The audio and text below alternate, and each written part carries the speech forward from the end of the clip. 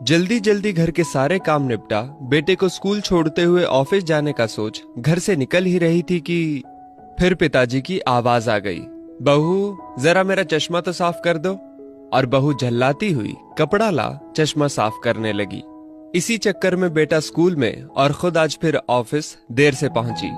गाहे बगाहे पिताजी की यूं घर से निकलते हुए पीछे से आवाज देने की आदत बहू को अच्छी नहीं लगती थी, पर जानती थी कि पलंग से ना उठ पाने के बावजूद पिताजी पूरे दिन में उसे यही एक दो काम ही तो कहते थे। काम छोटा सा था पर ऑफिस जाने की भी तो जल्दी होती थी सुबह सुबह। एक दिन पति से चर्चा की, पति की सलाह पर अब वो सुबह उठते ही पिताजी का चश्मा साफ करके रख देती। लेकिन फिर भी घर से निकलते समय पिताजी का बहू को बुलाना बंद नहीं हुआ। दिन बीते, एक समय वो आया कि समय से खींचातानी के चलते अब बहू ने पिताजी की पुकार को अनसुना करना शुरू कर दिया। एक दिन ऑफिस की छुट्टी थी तो बहू ने सोचा क्यों ना घर की साफ सफाई कर लूं। अचानक पलंग से नीचे गिरी पिताजी की डायरी हाथ लग गई। उसे पलंग पर उठाकर रखते हुए उत्सुकता हुई कि देखूं तो सही पिताजी सारा दिन क्या लिखते रहते हैं। यही सोचकर यूं ही खोल दिया एक पन्ना।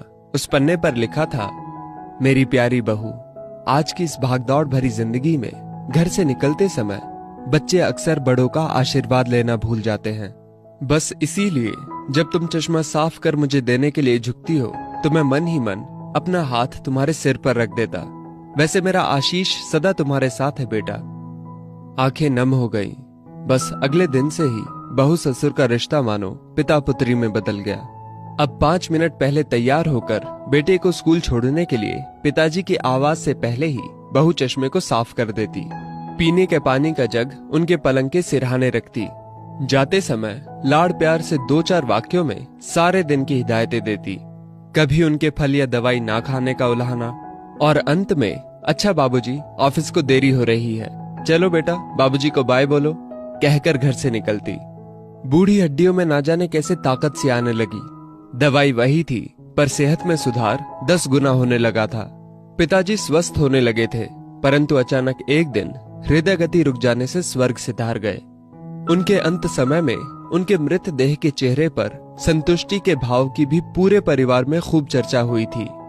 आज पिताजी को गुजरे ठीक 2 साल बीत चुके हैं। आज भी बहू रोज घर से बाहर निकलते समय पिताजी का चश्मा साफ कर उनके टेबल पर रख दिया करती है। उनके अनदेखे हाथ से मिले आशीष की लालसा में आज भी सुबह घर से निकलते हुए ना जाने क्यों ऐसा लगता है कि अभी आवाज आएगी, बहू जरा मेरा चश्मा तो साफ कर दे। माता पिता का दृश्य आशीष ही ईश्वर की कृपा दृष्टि है। जीवित माता पिता की सेवा मरणोपरांत किए गए पितृ कर्म से कहीं अधिक उत्तम है।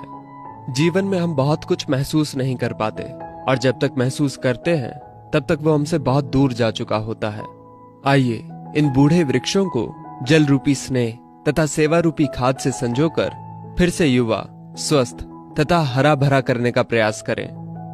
दोस्तों, इस वीडियो को लेकर आपकी क्या राय है नीचे कमेंट करके जरूर बताइएगा। और अगर आपको ये वीडियो अच्छी लगी हो तो इस वीडियो को लाइक करिएगा, शेयर करिएगा ज्यादा से ज्यादा लोगों तक। और ऐसी और भी इंस्पिरेशनल वीडियोस के लिए सब्सक्राइब करें हमारे YouTube चैनल को और Facebook पर फॉलो करें हमारे पेज को। धन्यवाद।